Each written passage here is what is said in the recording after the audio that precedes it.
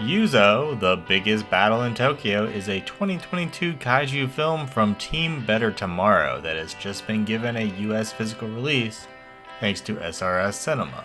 After Yuzo is fired from his job, he finds new employment where he has to help a variety of different departments, stealing trash, helping a furry clean masks, jazzercising, and more. Eventually, an alien comes in and when he is hit by a bat by one of the employees, turns into a giant monster. The monster theme is cool. Also, we get suitmation, which is almost always a plus. The monster design is fine, actually kinda good. Also, there's some CG, still has some charm, but not as much. Like, CG fire isn't good, but these other effects are cool and charming in their own way. Sound effects and camera work are solid. Sometimes I feel like I highlight some really kind of dumb and non-important things in my reviews, but I love this cut to frog. More movies should have hard cuts to a frog. I laughed at a handful of parts. A guy tries to kick the monster. In one scene, everyone is singing and random backup dancers join in at times. There's other songs too, and they also got a laugh out of me, but to reiterate, there's other gags too, not just situational stuff.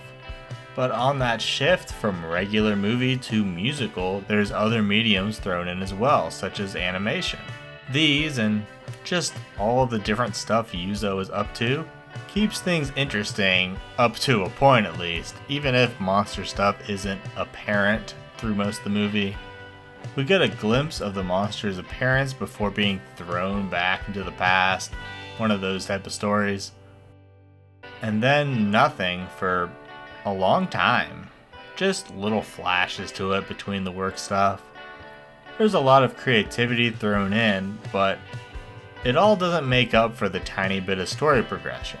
Getting fired, getting hired to a very weird job, and then losing his girlfriend for not telling her about the job situation takes an hour of the hour and a half or so runtime.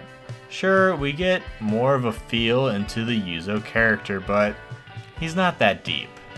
Some of that time learning about the characters pays off when the monster does show up and the characters work together to take care of the situation, but not all of them.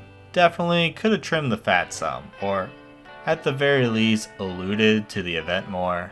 But that's my main gripe about the movie, is that it probably would have been better as an hour-long feature.